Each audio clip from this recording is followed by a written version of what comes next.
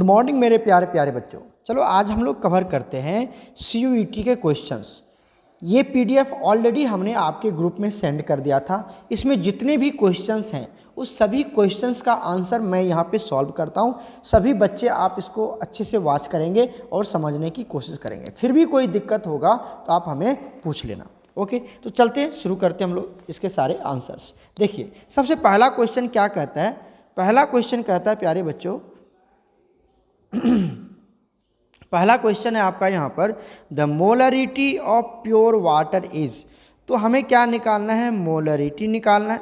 किसका निकालना है, प्योर वाटर का। यहाँ पर आपको कोई भी डाटा गिवन नहीं है। तो क्या है, हमें एक बात तो पता है। क्या पता है, देखो कि जो डेंसिटी होता है प्योर वाटर का, क्या होता है बच्चे, डेंसिटी ऑफ प्योर वाटर कितना होता है बच्चे, ये होता है 1 ग्राम पर ml।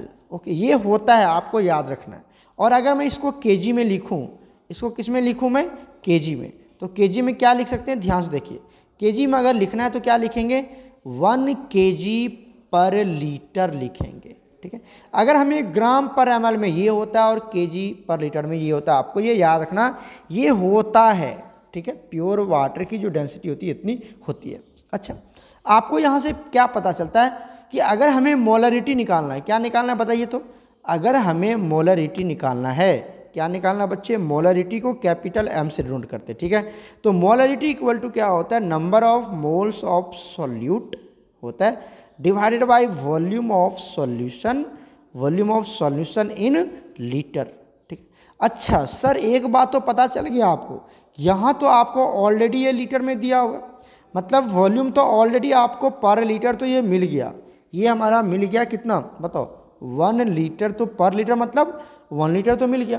अब बचा सर कि अगर मैं नंबर ऑफ मोल्स निकाल लूँ, किसका नहीं, यहाँ तो सॉल्यूट क्या है, वाटर ही है, तो वाटर का ही नंबर ऑफ मोल्स निकाल लेते हैं। मोलरिटी ऑफ वाटर ही हमें कैलकुलेट करना है। ठीक है, तो हम मोल्स भी किसका निकाल लेंगे, वाटर का ही निकाल लेंगे। तो मोल्स कैसे निकालेंगे बताइए। आपको यहाँ से एक बात और पता चला, ध्यान से देखो। यहाँ पर ये जो 1 kg है ये किसको डिनोट करता है, mass of water. Mass of water ये किसको डिनोट करता है, इसके मास को डिनोट करता है, वाटर के मास को डिनोट करता है। तो केजी को ग्राम में बदल लेते, कितना हो गया बताओ, 1000 ग्राम हो जाएगा क्या, 1 kg है ना, देखो ना 1 kg है तो 1000 ग्राम हो गया। अच्छा, अगर मैं यहाँ से नंबर ऑफ मोल्स निकालने की कोशिश करूँ तो नंबर ऑफ मोल्स कैसे निकालेंगे बताइए। नंबर ऑफ मोल्स निकालते हैं, नंबर ऑफ मोल्स अगर वाटर का निकालूँ तो क्या निकालेंगे, given mass upon molar mass. Okay, तो बताइए गिवन मास कितना है, गिवन मास तो आपको 1000 ऑलरेडी दिया हुआ। ये सब सिर्फ हमें किससे पता चल गया, डेंसिटी ऑफ वाटर जो हमें ऑलरेडी पता होनी चाहिए। ठीक है, ये होता है, आप हमेशा याद रखना। प्योर वाटर की डेंसिटी अगर ml में लूँ तो 1 ग्राम पर ml, अगर लीटर में ले तो 1 kg पर लीटर होता है, आप हमेशा माइंड में रखना। ठीक है, तो यहाँ से आप बताइए गिवन मास कितना है, यही है 1000, तो यहाँ से आ गया 1000। अब मोलर मास कितना होता है वाटर का, आप वाटर का मोलर मास निकालोगे तो कितना, ये तो पता ही होगा 18 ग्राम होता है। 2 हाइड्रोजन 1 ऑक्सीजन 18 ग्राम, तो ये हो गया 18। जब आप इसको डिवाइड करेंगे तो ये आपको आ जाएगा, कितना आ जाएगा बताओ, 55.55 मोल्स आ जाएगा। ठीक है, तो हमें वाटर का मोल्स भी मिल गया, कितना मिल गया, 55.55 और ये 1 लीटर। तो जब इस दोनों को डिवाइड करेंगे आप, अरे नंबर ऑफ मोल्स कितना आया 55.5, अब वॉल्यूम कितना है आपके पास 1 लीटर, दोनों को डिवाइड कर दीजिए तो वैल्यू तो वही आएगा ना, कितना आएगा 55.55। तो अप्रॉक्स वैल्यू कौन है, यही है ना, तो आंसर कौन हो जाएगा, फर्स्ट हो जाएगा। समझ में आ गया आपको, कोई दिक्कत नहीं। तो हमने यहाँ पर आपके पहले क्वेश्चंस को एक्सप्लेन कर दिया, क्लियर है, कोई डाउट तो नहीं प्यारे बच्चों। अब चलते हैं हम लोग, ये यहाँ पे मैं आपको अंडरलाइन करता हूँ, ऊपर वाला फर्स्ट हो गया। अब बात करते हैं हम सेकेंड क्वेश्चन की। सेकेंड क्वेश्चन में क्या कहता है, the coordination number of a metal crystallising in hexagonal closed packing structure, मतलब HCP की बात कर रहा है, किसकी बात कर रहा है, HCP की बात कर रहा है। और यहाँ पर पूछ रहा है हमें कोऑर्डिनेशन नंबर कितनी होती है HCP के केस में, तो आपको पता होनी चाहिए क्या। देखो यहाँ पर आपको ये बात ऑलरेडी हमने कितना बार आपको पढ़ाया हुआ है कि अगर मैं कोऑर्डिनेशन नंबर की बात करूँ किसके केस में, SCC के केस में, SCC के केस में कोऑर्डिनेशन नंबर की बात करें तो 6 पढ़ा चुके हैं हम आपको। BCC जिसको body centred cubic unit cell बोलते हैं, कितना होता है 8। और FCC ओके और दूसरा क्या होता है बच्चे, दूसरा इसी को हम बोलते हैं HCP। इसकी कोऑर्डिनेशन नंबर कितनी होती है, 12 होती है। तो एकदम याद रखना, ये वाला टर्म्स हम आपको जब 12th के चैप्टर्स पढ़ रहे थे तो वहाँ पर हमने आपको एक्सप्लेन किया था। SCC के केस में, SCC के केस में 6, BCC केस में 8, और चाहे हमारा FCC पूछे या SCP पूछे, कोऑर्डिनेशन नंबर 12 होता है। तो आंसर कौन हो जाएगा, यहाँ पर भी A हो जाएगा। क्लियर हो गया, क्लियर होगा, कोई डाउट तो नहीं है। चलिए हम लोग चलते हैं नेक्स्ट क्वेश्चन की तरफ। नेक्स्ट क्वेश्चन देखिए, अब आ जाता है हमारा क्वेश्चन नंबर 3। मैं थोड़ा इसको ऊपर कर लूँ। क्वेश्चन नंबर 3, अच्छे से नोट्स बनाना बच्चे। क्वेश्चन नंबर 3 क्या कहता है, molar and equivalent conductivity of an electrolytic solution on dilution. Dilution जब आप करोगे तो यहाँ पर मोलर कंडक्टिविटी और इक्विवेलेंट कंडक्टिविटी में क्या चेंजिंग होगा, तो प्यारे बच्चों क्या चेंज आएगा। तो मैं आपको यहाँ पर एक बात बता देना चाहता हूँ, ध्यान से देखिए। जो हमारा कंडक्टेंस होता है, पहला पॉइंट्स की बात कर लेते हैं। जो कंडक्टेंस होता है, पूरा डिटेल में समझा रहा हूँ, एकदम अच्छे से याद रखिएगा। कंडक्टेंस जो होता है ऑन डाइल्यूशन, कैसे, थोड़ा सा मैं इसको और अच्छे से लिख लूँ क्या, एक अच्छे से लिख लेता हूँ मैं। देखो किसकी बात कर रहे हैं हम, कंडक्टेंस की बात कर लेते हैं, ठीक है। तो ऑन डाइल्यूशन, ऑन हेडिंग बना लेते हैं, डाइल्यूशन। जब आप डाइल्यूशन करते हैं, ठीक है, तो जो वॉल्यूम है वो क्या होता है, इंक्रीज होता है। वॉल्यूम इंक्रीज होगा तो कंसंट्रेशन क्या हो जाएगा, कंसंट्रेशन क्या हो जाएगा, डिक्रीज हो जाएगा। ये सब बात याद रखिएगा। ऑन डाइल्यूशन मतलब अगर आपने डाइल्यूशन को बढ़ा दिया, वाटर ऐड कर रहे हैं, तो वॉल्यूम बढ़ जाएगा और कंसंट्रेशन डिक्रीज हो जाएगा। तो पहला टर्म यहाँ पर सीखिए। पहला टर्म क्या आता है हमारे पास, कंडक्टेंस। जो कंडक्टेंस होता है, पूरा डिटेल समझा रहा हूँ यहाँ पर। कंडक्टेंस जो होता है बच्चे, वो भी क्या हो जाता है, इंक्रीज हो जाता है। दूसरी बात आता है हमारे पास कंडक्टिविटी। कंडक्टेंस को हम डिनोट करते हैं C से या फिर G से, याद रखना, ठीक है। उसके बाद होता है हमारे पास कंडक्टिविटी। कंडक्टिविटी को हम डिनोट करते हैं K से। ये भी क्या होगा, ये भी इंक्रीज कर जाता है। एक यहाँ पर टर्म आता है और उसको बोलते हैं हम, कंडक्टिविटी में दो चीज़ आता है, को क्या क्या आता है, molar conductivity and equivalent conductivity. ये दोनों जो है ना, सिर्फ ये दोनों डिक्रीज कर जाता है। ऐसा क्यों होता है कि अगर हम मोलर कंडक्टिविटी की बात करते, मोलर कंडक्टिविटी की बात करते, तो क्या होता है, K into 1000 divided by molarity होता है। आपको पता है ये इसका फॉर्मूला होता है। तो मोलरिटी इक्वल टू क्या होता है, मोलरिटी में आप देखेंगे, मोलरिटी में क्या होता है, ये होता है number of moles divided by volume. अब हमें एक बात बताइए कि जब आपने क्या किया, डाइल्यूशन बढ़ा दी, डाइल्यूशन आपने क्या किया, बढ़ा दिया, मतलब पानी ऐड किए जा रहे, तो वॉल्यूम बढ़ जाएगा। और जब वॉल्यूम बढ़ जाएगा तो मोलरिटी डिक्रीज हो जाएगा। उसी वजह से जब आपने वॉल्यूम बढ़ा दिया तो कंसंट्रेशन डिक्रीज हो गया, या वॉल्यूम बढ़ा दिया तो मोलरिटी क्या हो जाएगा, घट जाएगा, क्योंकि वॉल्यूम बढ़ रहा है। इस तरह से ये दोनों जो होता है क्या हो जाता है, हमारा डिक्रीज हो जाता है, याद रखिएगा, ठीक है। इक्विवेलेंट में यहाँ पर क्या ले लेते हैं, नॉर्मलिटी ले लेते हैं। नॉर्मलिटी में भी वॉल्यूम आता है, तो वॉल्यूम वाला टर्म क्या हो जाएगा, डिक्रीज हो जाएगा। क्लियर हो गया थर्ड क्वेश्चन, क्लियर है थर्ड क्वेश्चन। अब चलते हैं हम लोग नेक्स्ट क्वेश्चन की तरफ, ठीक है। ध्यान से देखना सारे बच्चे। क्वेश्चन नंबर 4 की बात कर लेते हैं, ठीक है। अभी यहाँ पे ये इरेज हो जा रहा है, तो सारे बच्चे इसको अच्छे समझ के नोट्स बना लेना, ठीक है। ऐसे भी वीडियो बन रहा है तो आप आराम से पॉज करके आप आराम से चेक कर सकते हो। फैराडेज, फोर्थ क्वेश्चन देखिए क्या कहता है, Faraday's law of electrolysis are related to the. Faraday's law of electrolysis क्या कहता है, पहले हम इसको बात करते हैं। ये कहता है, इट स्टेट्स दैट, मैं यहाँ पर एक्सप्लेन कर देता हूँ। It states that Faraday's law, अब कौन सा लॉ है, कौन सा लॉ है हमें पता नहीं, यहाँ पे दोनों लॉ को मिक्स करके एक एक्सप्रेशन बनाते हैं हम, और ये पर्टिकुलरली आपको सेकेंड लॉ या फर्स्ट लॉ कोई सा भी ले लो उस पर डिपेंड करता है। ये एक्चुअली में सेकेंड लॉ का एक्सप्रेशन यहाँ पे दिया हुआ है। इट स्टेट्स दैट, क्या कहता है ये, कि 96500 कूलम्ब, ठीक है, ऑफ चार्जेस इज रिक्वायर्ड या needed, is required to deposit 1 gram equivalent 1 gram equivalent of an element at electrode, ठीक है। मतलब 1 ग्राम इक्विवेलेंट के लिए डिपॉजिट करने के लिए आपको कितना कूलम्ब की जरूरत पड़ेगी 96500। और ये क्या होता है आपका 96500 पता ही आपका, ये है charge of 1 mole of electron.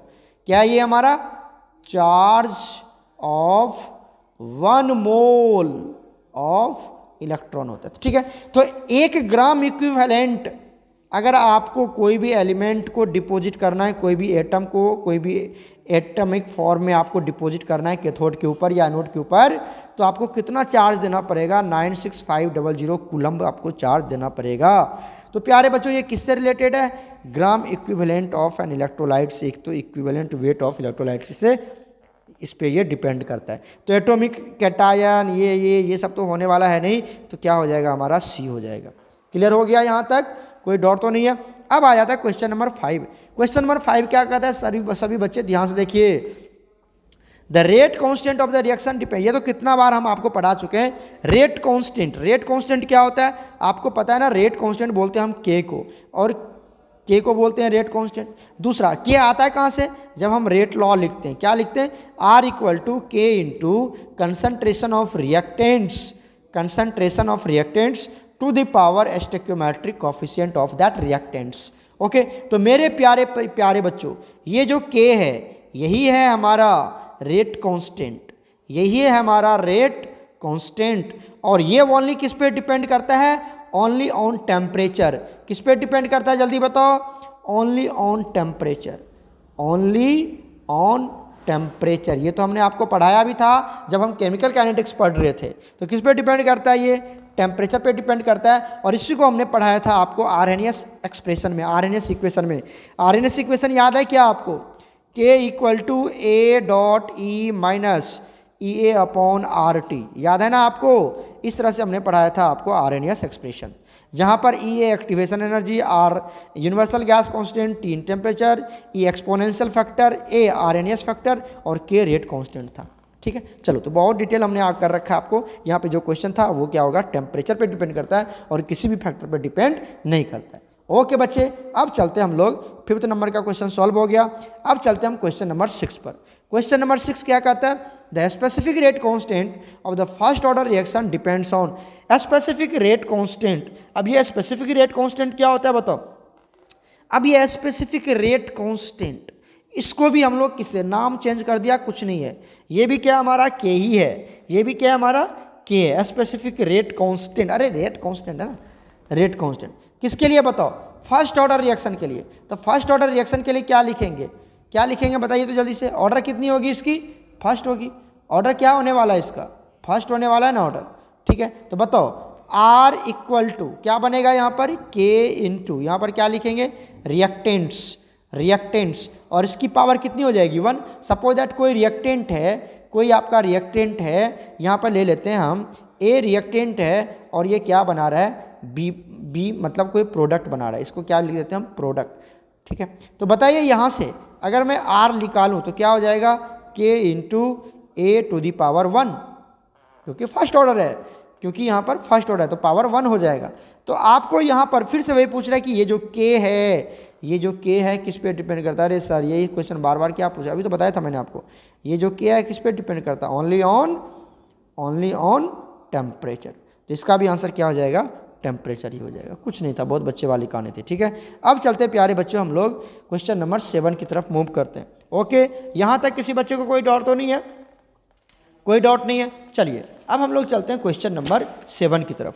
Question number 7 क्या कहता है, अ सब्सटेंस AXBY, क्या सब्सटेंस है यहाँ पर, हमारे पास एक सब्सटेंस है AXBY, सॉलिड स्टेट का क्वेश्चन है ये। ठीक है, AXBY क्रिस्टलाइजेस इन FCC, किसमें क्रिस्टलाइज होता है वो, FCC में क्रिस्टलाइज होता है, मतलब वो क्या बनाता है, FCC बनाता है। ठीक है, यहाँ तक क्लियर है। In which atom A occupy the corners of the cube. अच्छा, अब देख लेते हैं यहाँ पर कंट्रीब्यूशन ऑफ एटम ए, क्या देख लेते हैं हम, contribution of atom A, atom A की कंट्रीब्यूशन देख लेते हैं। बताइए तो कहाँ एटम ए कहाँ है आपका, एटम ए जो है वो कॉर्नर्स पर है। तो कॉर्नर्स पर कितना होता है, कॉर्नर्स कितने हैं 8, और एक कॉर्नर पर कितना कंट्रीब्यूशन होता है 1/8। तो वैल्यू कितनी आ गई इसकी 1 आ गए। तो एटम ए कितना आ गया आपका ए, अरे इसको ऐसे हटा दो, ये सर्कल देने की जरूरत नहीं है। कितना आ गया 1 आ गया। ठीक है, अब आ जाओ, अब देख लेते हैं हम कंट्रीब्यूशन ऑफ एटम बी की बात। तो बता दीजिए बी कहाँ है, बताइए तो बी कहाँ है, ध्यान से देखिए। कहता है atom B occupy the centre of each face. अच्छा, फेस कितने होते हैं, 6 फेस होते हैं, और इच फेस पर कितना कंट्रीब्यूशन होता है 1/2। कितना आ गया वैल्यू इसका 3।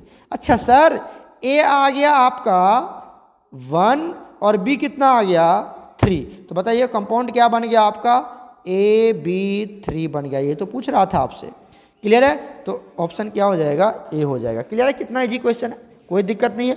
चलिए क्वेश्चन नंबर हम लोग बात कर लेते हैं 8 का, ये इरेज हो जाएगा, चेक कर लेना अच्छे से। अब चलते हैं हम लोग क्वेश्चन नंबर 8 पर चलते हैं। क्वेश्चन नंबर 8 क्या कहता है, ध्यान से देखिए। क्वेश्चन नंबर 8 कहता है which of the following FCC structure contains the cations and alternate tetrahedral voids. Tetrahedral voids पे कहाँ पर आपको एफसीसी स्ट्रक्चर में कैटायंस कहाँ पर होते हैं, टेट्राहेड्रल बॉयड्स पर होते हैं। तो प्यारे बच्चों ये आता है हमारा ZnS स्ट्रक्चर में। ठीक है, तो यहाँ पर मैं आपको बताता हूँ, इन आप याद रखिए ZnS स्ट्रक्चर, आप याद करना, इन ZnS स्ट्रक्चर आपको जो सल्फाइड आयन है, जो एनायंस है, कहाँ पर होते हैं, आर इन CCP, मतलब CCP मतलब क्यूबिक क्लोज्ड पैकिंग, उस पे होते हैं, साइड्स पे होते हैं, CCP साइड्स पे होते हैं। एंड जो हमारा Zn+2, हमको बात किसकी करनी है, Zn+2 मतलब कैटायंस की बात करनी है। यहाँ देखिए किसकी बात कर रहा है वो, कैटायंस की बात कर। तो कैटायंस कौन आएगा यहाँ पर, Zn+2। तो Zn+2 क्या होता है, are eight alternate tetrahedral voids पे होते हैं, याद रखिएगा, टेट्राहेड्रल बॉयड। तो ZnS तो कौन सा सिस्टम बन गया हमारा, ZnS सिस्टम बन जाएगा। ठीक है, तो आप इसको याद कर लेना कि ZnS सिस्टम में ये सिस्टम है NaCl टाइप का क्रिस्टल, ZnS टाइप का क्रिस्टल, Na2O टाइप का क्रिस्टल, CaF2 टाइप का क्रिस्टल। ये आप एटॉमिक रेडियस, जहाँ पर हमने आपको बताया था radius of cation divided by radius of anion, और रेडियस रेशियो के बीच में क्या डिफरेंस है, क्या रिलेशंस है, वहाँ पर आपको ये मिल जाएगा। कोऑर्डिनेशन नंबर, रेडियस रेशियो, इसके बीच में रिलेशन, वहाँ पर आपको ये सारे पॉइंट्स मिल जाएंगे। ठीक है, तो इसको आप एक बार कवर कर लेना अच्छे से। क्वेश्चन नंबर 8 क्लियर हो गया। अब बात आ जाता है क्वेश्चन नंबर 9 की बात कर लेते हैं। ठीक है, क्वेश्चन नंबर 9 में क्या कहता है, the ratio of the value of the colligative property in KCl solution that sugar solution is nearly. क्या कहता है, क्या रेशियो होगा यहाँ पर। ठीक है, तो बताओ अगर मैं KCl को ब्रेक करूँ, किसको ब्रेक करूँ, KCl को, तो किस में टूटेगा, K प्लस Cl माइनस।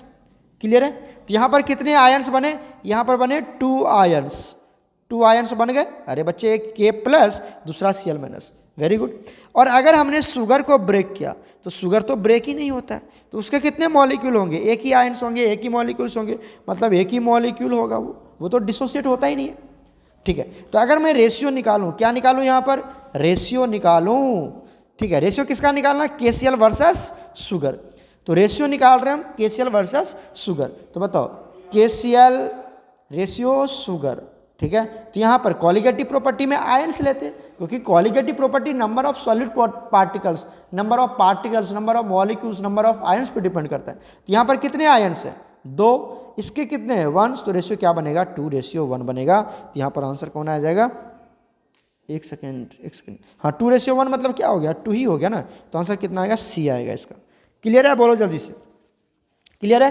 तो ये हमने बता दिया, सारे बच्चे अच्छे से कवर करें इसको। अब आ जाता है हमारे पास क्वेश्चन नंबर 10।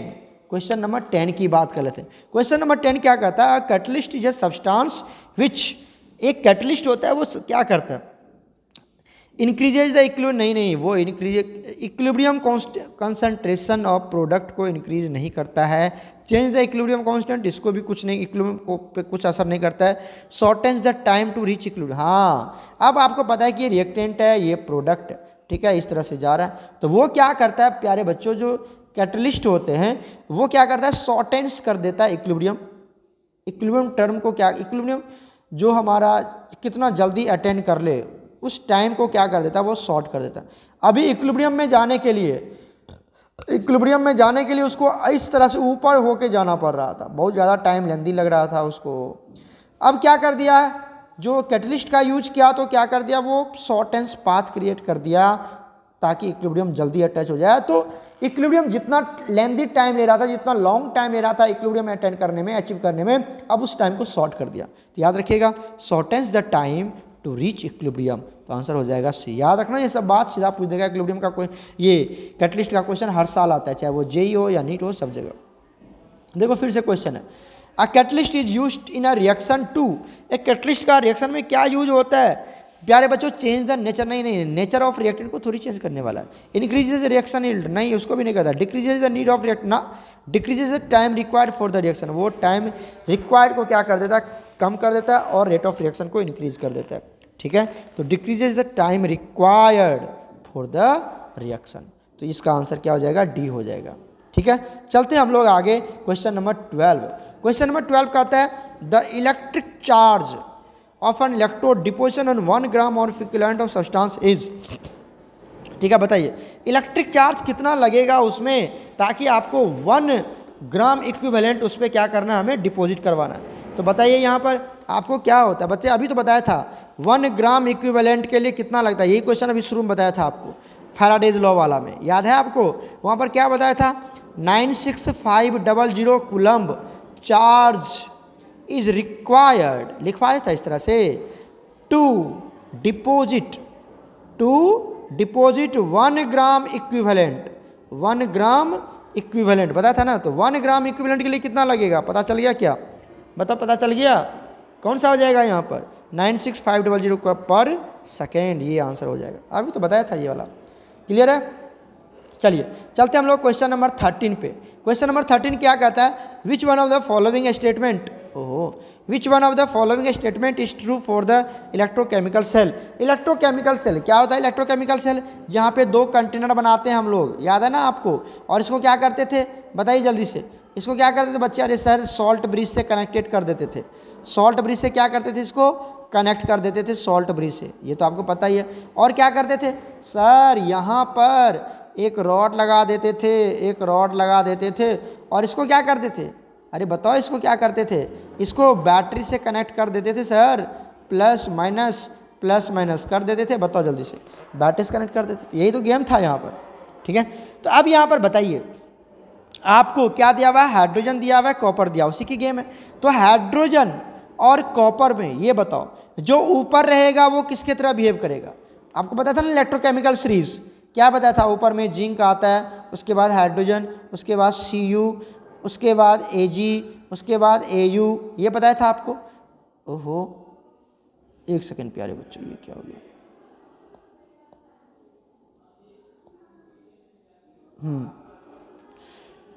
चलो देखो, ऊपर में मैंने क्या बताया था आपको, ऊपर में बताया था पहले होता है जिंक, उसके बाद होता है हमारे पास H, हाइड्रोजन होता है। ठीक है, क्या होता है बच्चे, हाइड्रोजन होता है, उसके बाद Cu, Ag, Au, यही सब होता है। तो ऊपर वाला एटम क्या शो करता है, ऑक्सीडेशन, और नीचे वाला रिडक्शन। तो ऊपर में कौन है, हाइड्रोजन, नीचे में कौन है, कॉपर, तो ये क्या शो करेगा, ऑक्सीडेशन शो करेगा, और ये क्या शो करेगा, रिडक्शन शो करेगा। बहुत बढ़िया है, तो पता चल गया हमें। अब जो ऑक्सीडेशन शो करता है वो कहाँ पर होता है, ऑक्सीडेशन ये होता है एनोड पर, ये कहाँ होता है, सॉरी ये कहाँ पर होता है बच्चे, एनोड पर होता है ऑक्सीडेशन, और रिडक्शन किस पे होता है, कैथोड पे होता है। तो जल्दी बता दीजिए ये किसकी तरह बिहेव करेगा, जो हमारा कॉपर है वो किसकी तरह बिहेव करेगा, कैथोड की तरह, और ये किसकी तरह बिहेव करेगा, ये करेगा एनोड की तरह। तो पढ़ लीजिए कहाँ पर है, हाइड्रोजन एनोड की तरह, कॉपर कैथोड की तरह, तो ऑप्शन हो जाएगा बी। क्लियर है, क्लियर है, चलिए आगे बढ़ते हैं प्यारे बच्चे हम लोग क्वेश्चन नंबर 14 की तरफ। क्वेश्चन नंबर 14 कहता है if the conductance and specific conductance of an solution is 1 then electro cell constant क्या होता है, सेल कांस्टेंट की वैल्यू क्या होगी। चलो एक बात यहाँ पे देखो, ये क्वेश्चन है किसका, ये क्वेश्चन है आपका इलेक्ट्रोकेमिस्ट्री का। वहाँ पर हमने एक चीज़ बताया था आपको कि जो कंडक्टिविटी होता है, क्या होता है, कंडक्टिविटी, कंडक्टिविटी, चलो मैं यहाँ से थोड़ा सा इस तरह से लिख लूँ,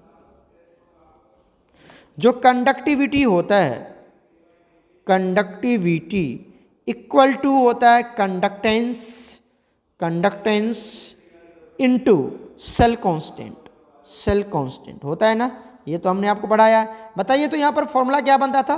कंडक्टिविटी का फॉर्मूला बनता था K इक्वल टू कंडक्टेंस का formula C into cell constant का फॉर्मूला L अपॉन ए को बोलते थे सेल कांस्टेंट।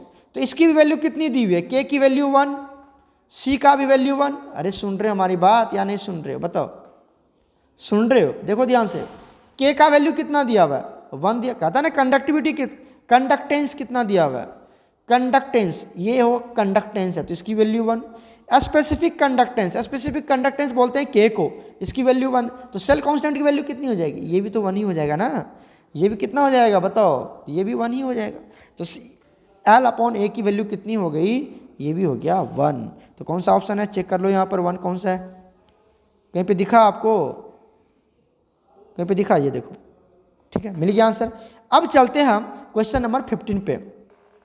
क्वेश्चन नंबर 15 क्या कहता है? सारे बच्चे ध्यान देखिए, इसको मैं येलो कलर से दिखा रहा हूँ। Standard electrode potential of SHE क्या होता है पता है ना आपको? At 298 kelvin. आपको पता है ना SHE के केस में, SHE के केस में, स्टैंडर्ड हाइड्रोजन इलेक्ट्रोड के केस में क्या होता है? अगर मैं SRP की बात करें या फिर SOP की बात करें, दोनों की वैल्यू क्या लेते हैं? 0 वोल्ट लेते हैं। तो ऑप्शन कौन हो जाएगा? C। क्लियर है? तो यहाँ तक सभी बच्चे इसको वाच करेंगे, फिर हम नेक्स्ट क्वेश्चन यहाँ से नेक्स्ट लेक्चर में कवर करेंगे। ठीक है प्यारे बच्चों? तो सभी बच्चे इसको अच्छे से देख लेना, वाच कर लेना, फिर भी कोई डाउट होता है तो आप क्लास आवर में हमें पूछ लेना। ओके प्यारे बच्चों, गॉड ब्लेस यू ऑल।